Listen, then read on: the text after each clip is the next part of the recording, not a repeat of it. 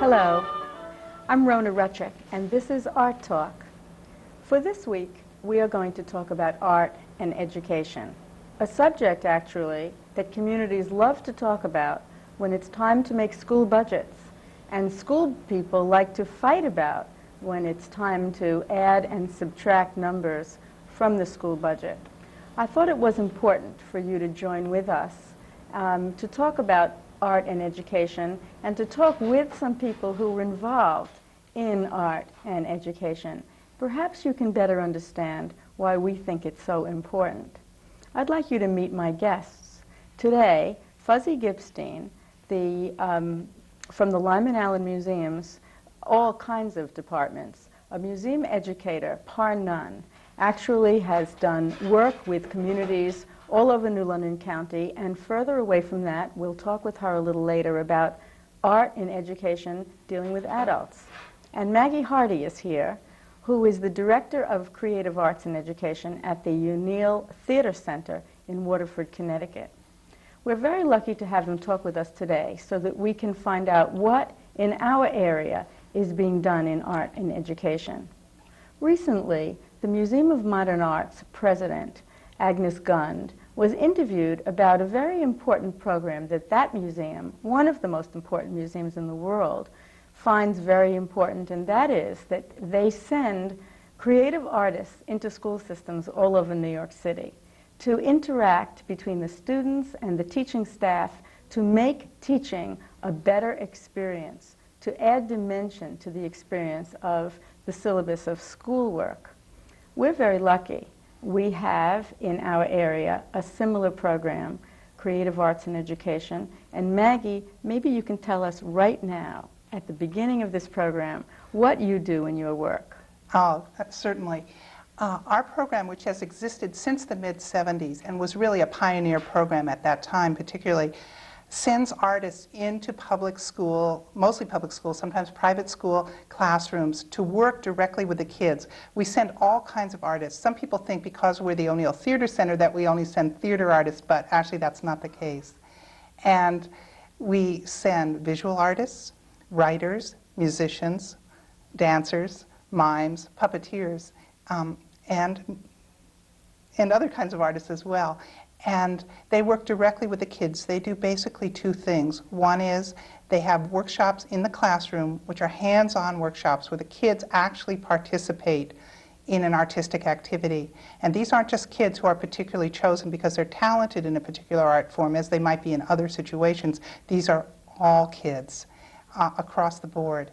And that's a very important part of our philosophy. Another thing is that what we do is integrated into the academic curriculum. So, for example, we will plan with the teacher an art activity that might really help to reinforce a social studies or science unit that was being taught at that time. And that's essentially what we do. It sounds very interesting, and it sounds like you put together a situation where some adults are involved in the arts and education process, and the students are very involved too, one teaching the other, one acting within the other. Fuzzy, your work has been focused mainly on adults learning about the arts. How did that ever start? Well, it started quite a long time ago, amazingly over 30 years ago, and you forget, I even forget the fact that in those days there was relatively little as far as adult education or special courses or classes. Now that it's rampant and it's wonderful, but at that point there was very little opportunity. And I think it's kind of interesting that it just started out from a group of women who came to me and said, oh, they had a little time and they would love to learn about art. Is there some way that I could kind of give a course? They didn't want to take a pedantic lecture. They didn't necessarily want to do a lot of homework or write papers or take exams, but they still wanted to know about art. It ended up my doing it in the library with a series from the Metropolitan Museum, which had large plates pictures on paper that I handed around and talked about it. A very laborious and cumbersome way, to put it mildly. And from that, I realized that there was a need for that, and that people really would like to do it. That one happened to be the history of art. Then there were great periods of painting, like in surrealism or impressionism and so forth.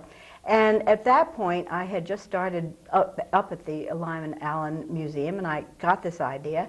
And I had to ask the president of the college, who was Rosemary Park at that point, if it was okay, if it's something perhaps that I could start at the museum. I will say that the reception was very lukewarm. She didn't think it would fly at all. And she said I could start it, but I would have to assume all the expenses. I would have to somehow make sure it paid. And if there was anything left over, I could keep it, which made me laugh when I think that it went from 24 people eventually to 400. And I would have liked to have kept that. I didn't. I gave it all back. But whatever, it was kind of interesting to see that there was a need. And then I realized I shouldn't only have it in the afternoon for ladies or something. I should have it in the evening so that couples could come and working women could come. It finally got to be that we gave it 3 times, each month, but it was Tuesday afternoon, evening, and the next one.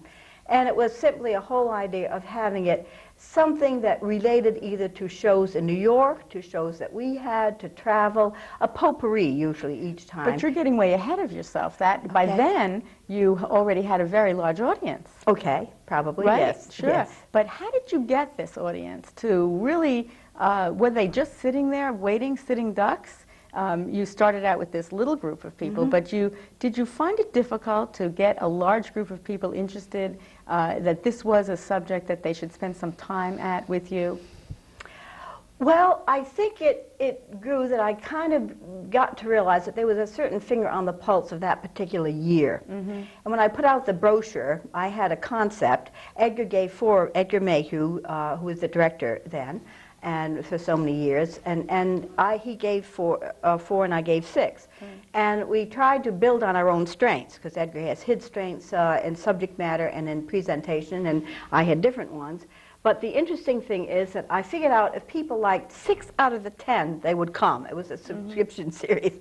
So I tried to make at least 6 that they couldn't possibly resist, and then kind of throw in the others as zingers. I said, I'm going to tell them this whether they want to hear it or not, and maybe they'll even like it and wipe a few cobwebs out of their head. And therefore you can include a little more to what they think they know about. And very often some of the ones they came to, because it was a subject to, reluctantly, they went away loving, because this was a whole period or area or an artist they never even thought they liked. In fact, they thought they hated it. And when they come to me after and say, gee, I'd like to get some books on that, I'd like to read more, I've got to go see that show, I didn't think I wanted to, that was the greatest reward I could have. Right.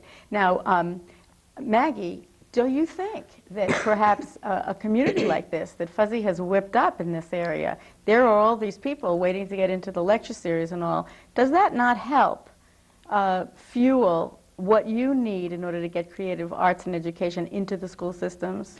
Absolutely. I think having a community of people who value the arts, and I think basically we have that here, thanks to programs like yours, and I think that that is so important in helping us now in this particular time to have arts in the schools. And on the other hand, I think having arts in the schools helps to build tomorrow's educated adult audience for the arts. For audiences such as Fuzzies and audiences that need to go and buy tickets. Exactly. So it's an interactive process, and I think one feeds the other, and that's why both are important. Tell me, just before we start to see a little video about something that your program actually does, how does art and education get into the school system?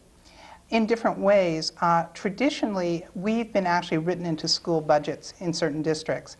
That was the primary way. Then secondarily, PTOs, which are parent-teacher organizations, have funded and are increasingly funding these kinds of activities in the schools. As the money has been less available in the budgets, also less available sometimes from foundations now, the parents have stepped in and said, we feel this is so important for our children, it's such a vital part of their education that we're going to raise money to support this. Obviously, we're very grateful for that, and it's very heartening. I've gone around in the last year particularly and spoken to parent-teacher groups, sometimes seeing at an elementary school 50 or 60 parents there on a weeknight after they've come home from work and fed the kids and come out to support this, run fundraising activities to support this, and of course I'm very grateful for this. Now, the little tape that we're going to show everyone and enjoy together, perhaps you can set it up for us just a little. It's the Barbara Goodwillie tape. She is a drama coach, and she's in a school system that the school has made a contract with you about bringing artists into the school system. They chose this particular kind of thing, or how did you go about it? Normally what happens is a contract is set up, and then time is allotted to individual teachers who choose the exact type of art they want, and usually the artist they want. Then with that artist, they plan the content of the workshops. Barbara, I think, is an excellent artist to look at because she's been with this program from the beginning, and she's really an expert in teaching creative dramatics to children, and trains other artists to do this as well.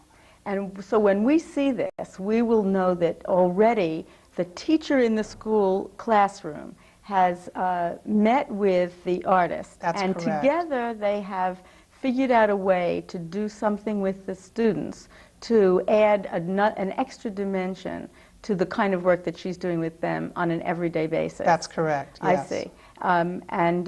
You sometimes use drama coaches, and you sometimes use painters, and you sometimes use other media, depending upon what the school wants. That's exactly correct. That's right. How many schools do you do in the area? Well, Public only? No, primarily public, also private. With all of our programs, we go into hundreds of schools each year, principally in southeastern Connecticut. And for how long has this been running? Since the mid-'70s. Wow. And it's expanded, of course, but that's when it started. Well, this tape that we're going to see is Barbara Goodwillie, a drama coach at the Eugene O'Neill Center, has been for the last 16 years, in the Mahan school system in Norwich, Connecticut, with a group of youngsters. Let's take a look at the tape now. Jennifer and no, Michelle. Yeah. All right, what we're going to do today, ladies and gentlemen, we're going to try. We've had a 2-week break from it, so I want to do a couple of things to get you back into it. And I should tell you, you should know why this is going on, so that, I don't know, has anybody told you, did Mr. Stephan tell you why we have a television camera? No. You're not going to be televised and put on television anywhere. Thank God. But, so don't panic about this. It's just, actually, it's just the ONeill Theater Center, where I work, wants a record of some of the classes that are being done in Norwich. And we took your class just simply because it was convenient in terms of time for Barbara O'Neill, who's doing it, and who is a specialist in televising. She won't even stay the whole class, but she'd just like to get some of the things that some of you people are doing. It's not going to be aired anywhere. It's just for private storage, though it may, parts of it, be sent to the commission to give them. The Commission on the Arts is helping to fund part of this program in Norwich. So they want some kinds of records to know what's going on, what kinds of things are being done. Okay? All right, we will start now. I'm going to go back to one of the things we did the very first day, where we talked about feelings, because that's when we worked today on the subject of personification. Who knows what personification is? What, Rachel? When you make something into, like, the characteristic of a person. Right, it gets human characteristics. What's the difference between an object, something that's inanimate, and a human being? How do you make it human? What are the different qualities? Human being can do what or has what, or is capable of what that an object is not? Dennis? It can think. It can think, okay, and not only can it think, but what else? Breathe. It can breathe, it has life, it has a problem, and what else? Feeling. It has feelings. Those two are really, something else you want to add, Dave? It can walk on 2 legs. It can walk on 2 legs, but a robot could too. So the main distinction is that it's in control of itself. Maybe not all the time. Maybe one of the things people say to you is, you're not in control, get in control. But you have the potential for it. Even a robot who can move and can do things can only do it through his capabilities are all controlled, right? Either by the tapes that are put in, whatever's happening. So, and the feelings are the other important part of it. Look at this light for a minute, this fluorescent light. And try to think of it with feelings, how it feels about its job up there. We're going to do some things today. These are kind of kooky and fun to do. Burned out. Okay, he's burned out. There's a human characteristic. Oh, been doing this day after day. What else? What? Like a Bat. a bat. In what way? Hanging upside down. Hanging upside down. Great. Okay. What else? Feels dirty. Sturdy or dirty? Dirty. Dirty. Why? Because it never gets clean. Okay, it's not reached, and so it's really got limitations. It always feels dirty. It's no way, the floor gets scrubbed periodically. But the old light just sits up there and collects the dust, and nobody cares about it. All right, those are the kinds of things we're going to concern ourselves with. All right, I'm going to just first of all start you out in making statues again, working with feelings. We'll do a few very spontaneous group ones, and then we'll go from that into this personification. Remember last time we made myths? This time you're going to work building situations where you become objects who come to life. Okay? Somebody needs something before we go? All right. Going to name, will all of you, when I say action, just find your own space, anywhere, so that you have room to move. Action. You find somebody who's crowding in on you, spread out. Get your own space. There you go. Standing up there. Use your whole body. You don't want to be in chairs. Okay. All right. Again, remember that first time when I simply gave you a word and your body would immediately respond to it. All right. First word. Anger. Any way you want to do it. No sounds and freeze it. Immediately freeze it when I say it. No motion at all. Stay. Control it. Work by yourselves. Don't interact at this point. You're going to in a minute. Really get that concentration. All right, next word. Excited. And freeze it.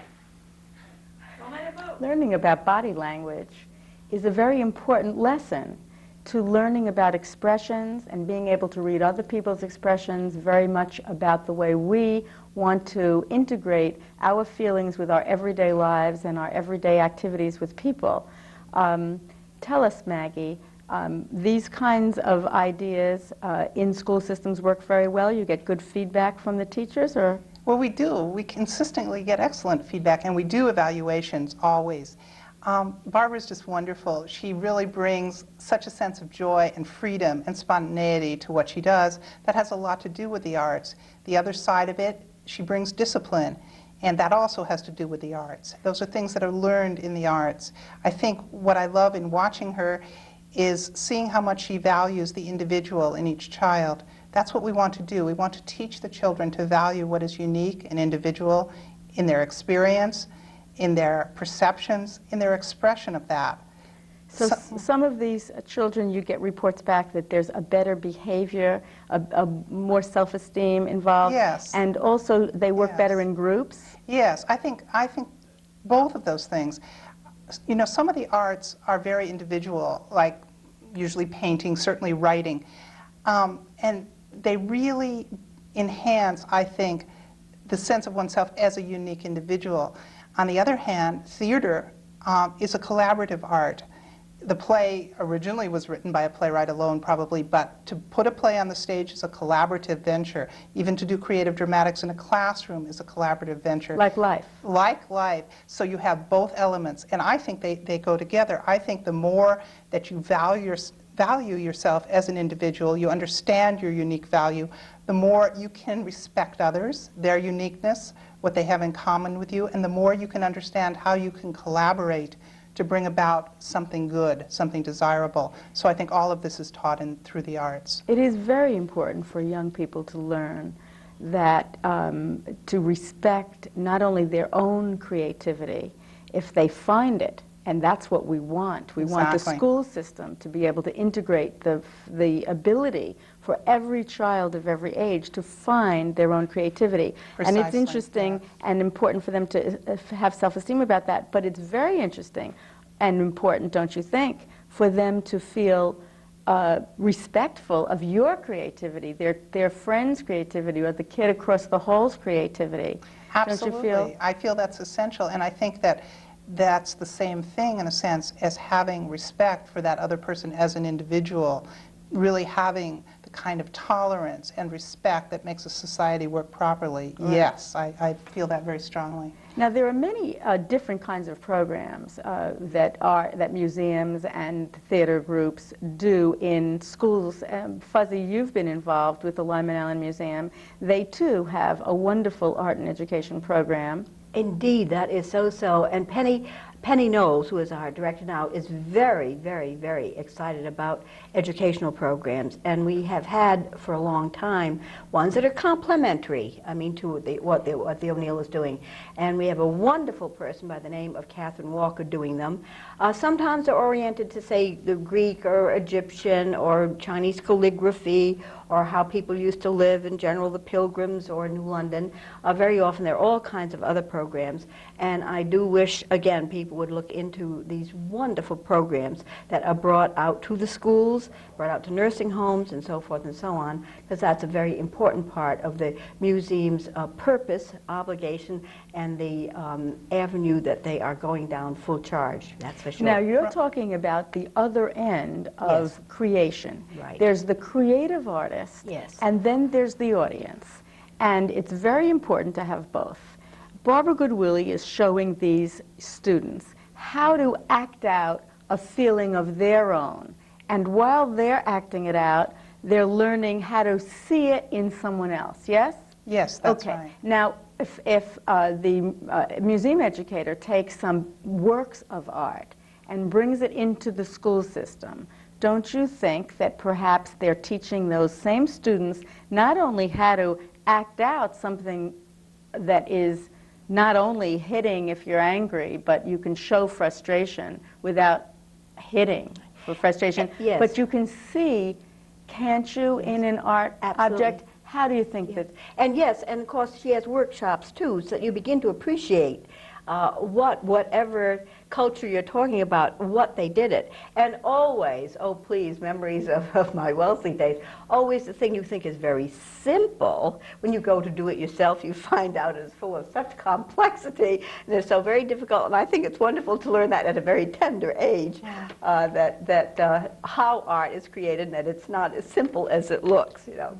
Right. Well, I think it's very important, though, to see that teaching about expressions and teaching expressions of others to be able to read what art is about is very much what the focus of art and education is. Appreciation of other people and their cultures, what they did and why they did it. Right. A visual intelligence is what Mrs. Gund at the Museum of Modern Art talked about when she was asked why is her program so important, why give so much time, effort, and money to enriching the school's classroom experience when the teachers in a classroom have so much to teach anyway. Is this just an extra responsibility, or is it, as we suggest, an integral part of education? Well, not only is it an integral part, I think, but it reinforces the academic content as well. There have been many studies that show that when the arts are taught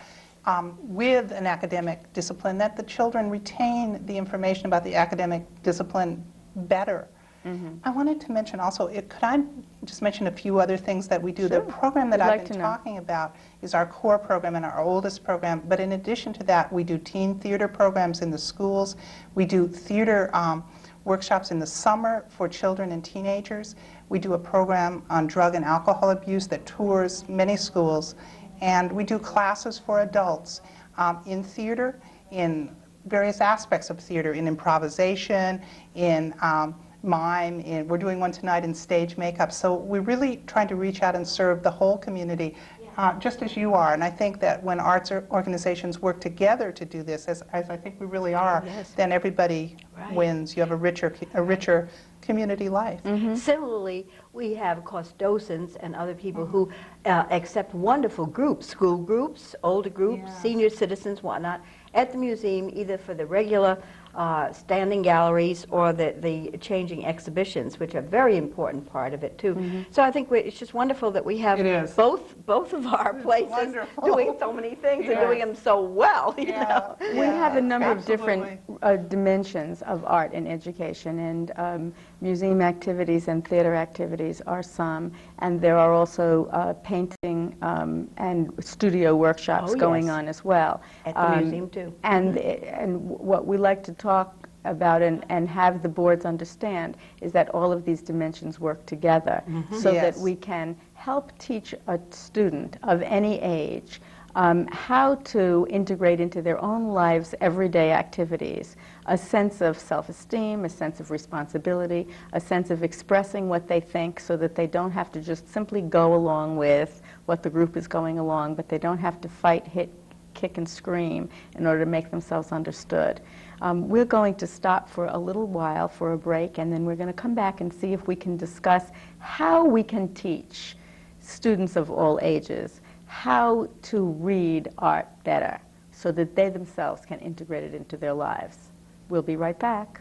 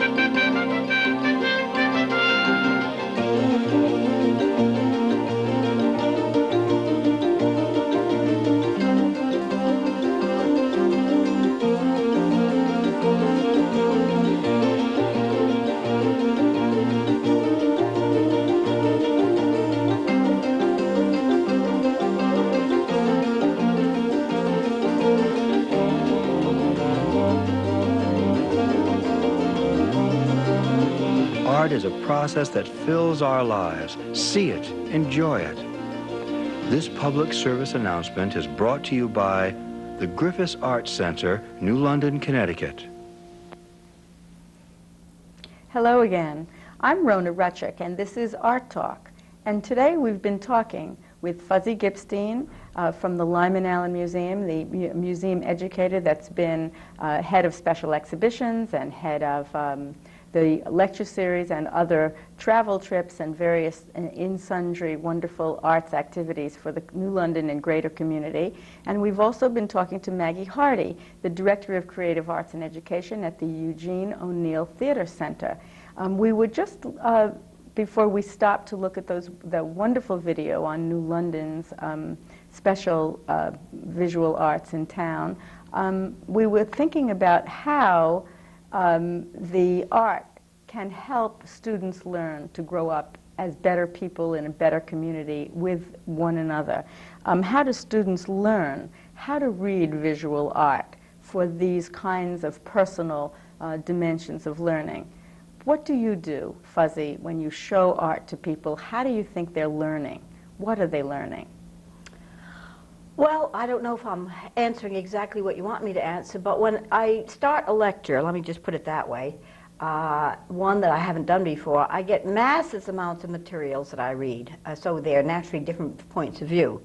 it being subjective and selective, I pick the things that I think are salient or interesting or gossipy or funny or sad or tragic or enlightening. And I try very hard to get the very best slides I can. You kind of have to combine all this. And then kind of put it together in a way that will make it memorable and that will bring out the essence of that person or that person's art or that culture or what have you. I think part, if I've had any success, is, of course, I'm an awful show-off and a ham, which I have been told is a great help if you are lecturing. And so, and I have had to lecture to men's programs. I was lucky to have to do that for about 17 years all over the world. And I found with men who come in far more reluctantly than ladies, but if you sit them down, you get them interesting, and then if it turns out I used to laugh and say if they look like they're falling asleep, I either tell a joke or show a nude, and that wakes everybody right up. But all kidding aside, there's a little bit of truth in what I'm trying to say, is that I think it can be palatable. I think art can be interesting. It can even be fun. You can kind of like it. You can have a sense of humor and still be serious about it and be meaningful about it. But if you get too pedantic, if you get too full of very, sort of the cognoscenti, the intelligentsia, you're going to lose your audience, as well as not to read anything. If you possibly can, know it well enough to say it, and you keep that contact with people and the contact with the picture. If you do too much reading, occasionally you want to do a quote, and you're not going to commit that to memory. But I do find that this is so, and usually you become so imbued with the subject that you feel you've known that artist, or you know that culture, or here is Morocco, or here is Malta, or here's the art of the French Riviera. Or but if you're looking at Morocco, for instance, you're Yes. going to show them a great deal about a culture that Yes. is quite different from ours. Yes. You're going to show them the way people are dressed, for instance. Yes. And in the reading that you do and the knowledge that you've acquired, after all, you are carefully educated in this subject. This does not just come upon you No. in a couple of notes. No. You can teach a whole audience about a culture. Of course. Just by looking at... Of course. And I felt it very important, and I was very glad that I did the show on Islam and the lectures on Islam and all about Islam a long time ago. I'm talking about, 10, 12 years ago. And I felt that that was very appropriate, the things I said and maybe some of the things I gave them to think. Because I think people, by and large, around here haven't thought of Morocco or Islam or that part of the world in any meaningful way, often, if ever. Mm-hmm. So I said, try to include something that really is going to be provocative, evocative, mm-hmm. and get them to thinking and get them to say, hey, that's really kind of wonderful. You know, I'd like to know more about that. I'd like to go there. I'd like to see that show. I'd like to read about that artist. Do you sometimes feel, though, when you're also showing not just a picture of a view of a place, that you can teach someone about geography and culture, perhaps, but maybe you can teach them about expression as well? Surely there's lots of art that you teach about that doesn't have a subject that is a place or a thing, but a subject that is an expression. And as your audience becomes more sophisticated, they can learn, can't they, about line and about form and about design, so that they are becoming what Barbara Goodwillie's students are becoming. Yes, absolutely. Are they not? Oh, absolutely. And particularly if you get in with an artist, I mean, certainly when you, say, talk about Picasso, if you talk about Cubism, I mean, it's not in a vacuum, which is another thing I'm very careful about. I never want any art in a vacuum. It belongs to a time, it belongs to a place, and it's got to have its sense of relevancy in the world. Don't just abstract it from that. So in the process, say, of talking about Cubism, you have to not only talk about what it is, but what it isn't. And that will bring you in all kinds of peripheral material that, that enriches it, enlarges it, and makes it a whole. When, Maggie, when you see the work that someone like Barbara Goodwillie does in a drama class, do you see it connecting also with the visual arts as well as just everyday life? Well, you know, theater to me is the art form that brings together all the arts. If you think about it, and I have been, really it combines writing, obviously, music often, theater, of course, and the visual arts, of course. So really, it is the synthesis of the arts. A lot of what we do is participatory. Really, all of what we do is participatory. I don't think that's the only way to learn about art. Certainly, I really believe in academic education as well. But the participatory really gives people, as we say in the 90s, a sense of ownership. An They're a inside part track. of it. Yes, and they see it from the inside. We have workshops for adults, and they come again, they're tired, they've been at work all day, and I see them just revived, I see them vitalized. I myself, I teach creative writing to senior citizens in Waterford, and to see these people come in and find something after their careers, at what might be seen as the end of their life, something they can really love and excel at. We had very recently at the ONeill, the local playwrights festival, in which many, many local people came and participated as directors or actors or playwrights. And again, it was a sense of really discovering something about the arts through their participation in the arts. I think that's very important too, and I think it goes hand in hand with the more academic side of arts education. We're going to take a look now at some footage of a very interesting show, Fuzzy, that you put on just a few years ago at the Lyman Allyn Museum called The Artist Sees New London. And it, as you just said, Maggie, is a combination of a community, an inside track artist and collector, and a community who looks at art and who has learned about what art looks like, dealing with a very familiar subject, the subject being their hometown, New London. Let's take a look at this video and then talk about what the artist sees in New London and what the audience sees about the artist and their hometown here.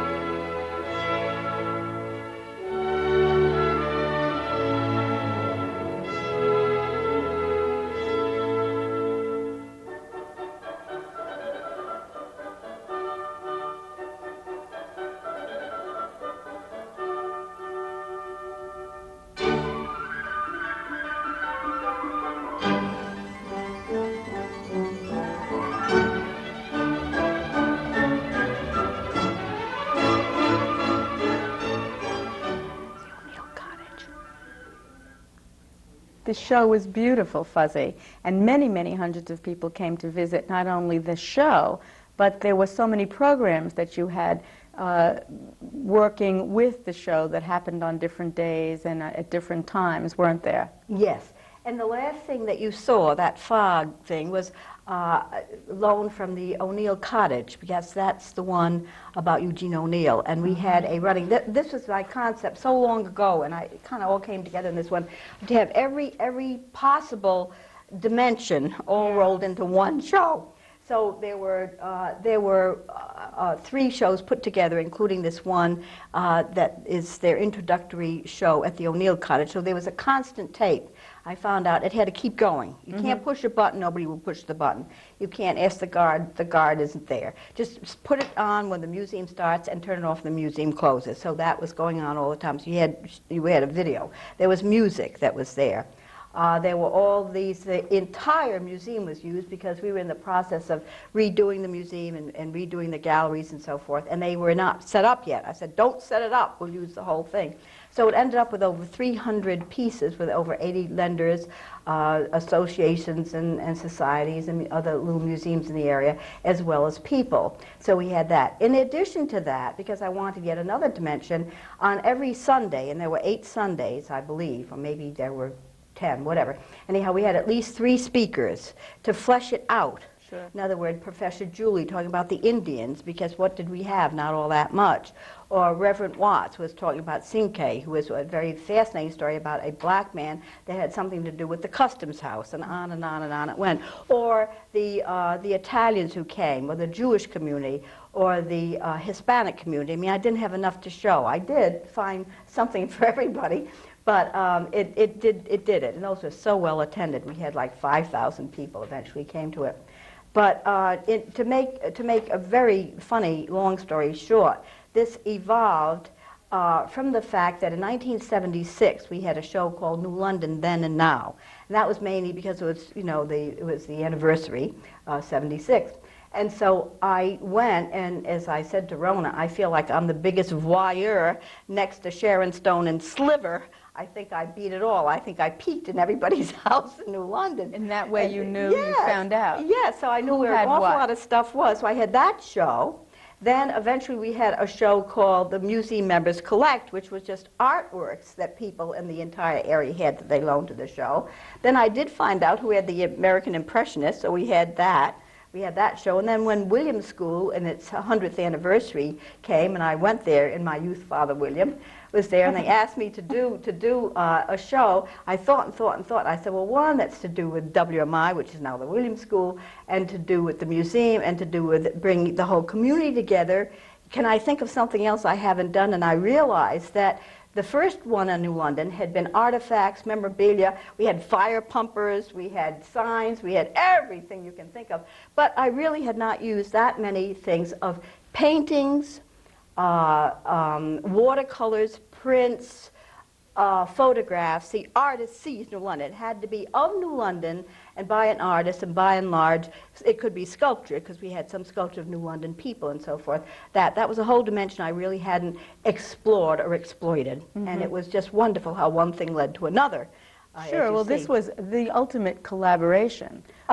Here you collaborated with the Williams School, the fine day prep school that we have in town, and the museum facility. We were all of the neighborhood audience that you've had through your lecture series that have waltzed through the museum and other museums and looked at things in cases became then collectors and owners of items that you then saw as museum quality display objects. Yes. And you were able to put together, it looks very simple to us as we see the finished product, but with great work and many months. How long did it take?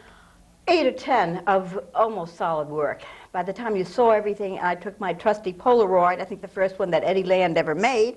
Anyhow, I took a picture of every single thing. That's the only way I could do is work through Polaroids and set it up that way. By the time everything came in, it had its spot on the wall. So the scrapbook in preparation for this must be an art object. Yes, and the labels. Oh, the labels. I had masses of material to make one nice little label of 4 sentences. You plow through 400 Well, but don't you think labels are very important? Yes, I do. I do. Because there are some people who feel that the less verbal announcements you make about something that's visual, the better. Well, they don't have to read them then. Some people like to. I like to know what I'm looking at. And there were such tidbits of history, and they were just great. Yes. So I agree with you. I think the more you can find out about a piece, the better. Yeah, you're not forcing people to read them if they don't want to. Just breeze right through and look. But a lot of people are very grateful for the labels. Now this, I also think that because your subject, New London, was so simple and so focused, you were able to teach with people looking at this one subject in many, many different ways, Lots of history of art. Oh, yes. Because you Oh, had yes. some things that came from generations ago and some things that were far more contemporary.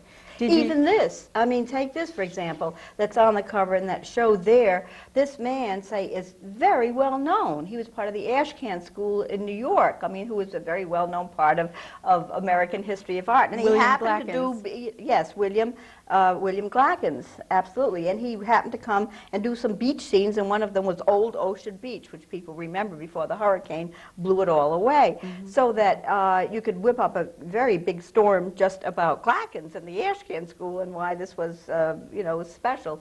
Oh, there was, you could do a great, and Bill McCloy went through so many phases all by himself that he is a walking history of art, from photorealism.